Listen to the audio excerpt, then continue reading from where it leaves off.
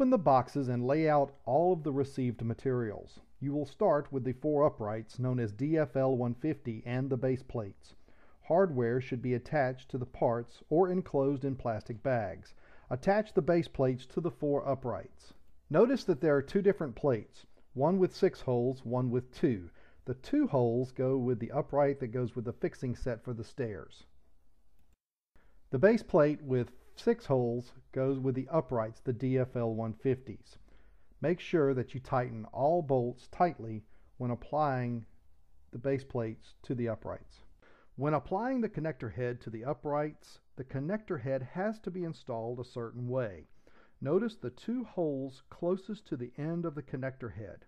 Those holes closest to the end of the connector head must point in the direction of the long upright, which is also the downstairs upright. Also, another way to know you are putting on the connector head correctly is to make sure the end of the connector head pointing up has 3 capital X's on the respective end. You will then know that the install is correct. Once again, 2 tips to know the connector head is being installed correctly. Number 1, make sure the 2 holes closest to the end of the connector head are pointing down toward the lower, also the longer upright.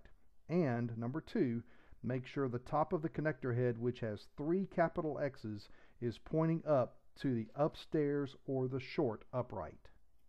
At this point, you should have base plates attached to the downstairs uprights and connector heads installed between both the downstairs and upstairs posts. Now it is time to place the posts up in the air and prepare for installing the horizontal cross beams. As you can see here, it is always a good idea to have an additional worker supporting the middle of the horizontal beam, especially if installing the initial cross member.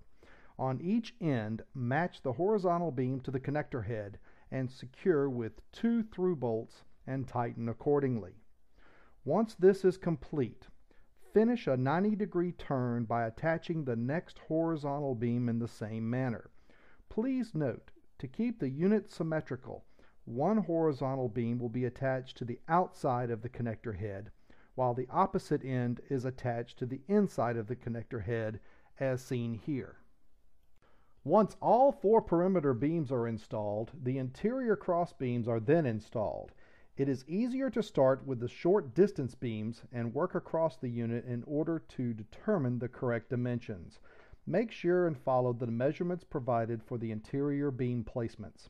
In this install, we had one person go ahead and begin the installing of the tie rod beam cross bracing on one of the 2 sides.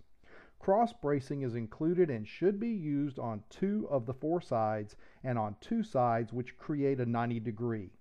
Once the tie rod cross bracings are installed and tightened, the tie rod tension fixing set is then installed where the stairs will connect to the unit. Please note, the upright that is provided for the stair fixing set is a length of M1020 and not a DFL 150. Also remember that this is where the base plate with 2 holes is to be used. Installing the bracing is easy, as you can see here. Attach one end to the corner and snap into place with the supplied clip. Make sure that the end of the tie rod closest to the outside corner has the short adjustable length of beam used for tightening. Beams are attached to the top and bottom corners and are secured in the middle with a center disc. Once snapped in, secure until tight. Moving to the stairs, the bottom angle plate is attached with bolts. The end is 35 degrees and a smooth cut to ensure it is the bottom of the side rail to the stair kit. As seen here, holes are available for anchoring if desired. Moving up the side rail to the top, a similar end is seen with the exception of the high cut, which differentiates the top of the rail where an insert piece is attached with through bolts for connecting to the face of the deck.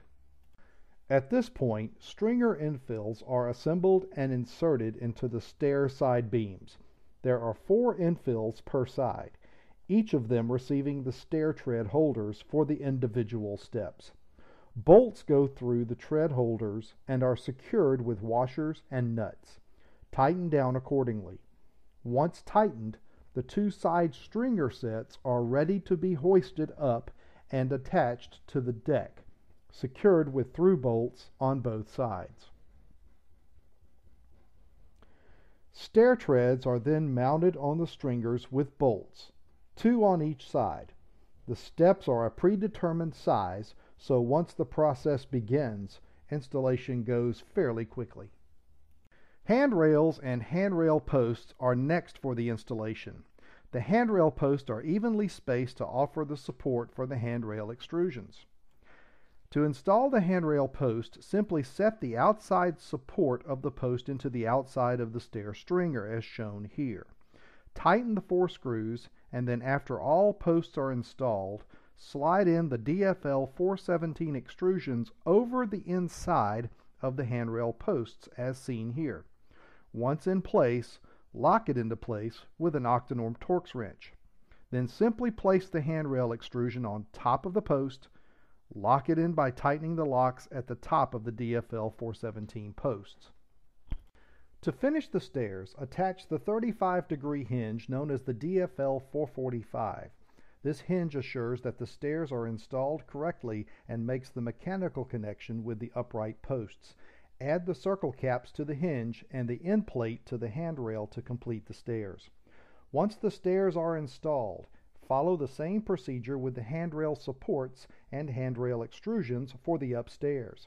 Upon completing the installation of upstairs handrails, it is time to add the boards for the upstairs flooring. 2 layers of 3/4-inch wood should be layered, one on top of the other, and wood screwed together.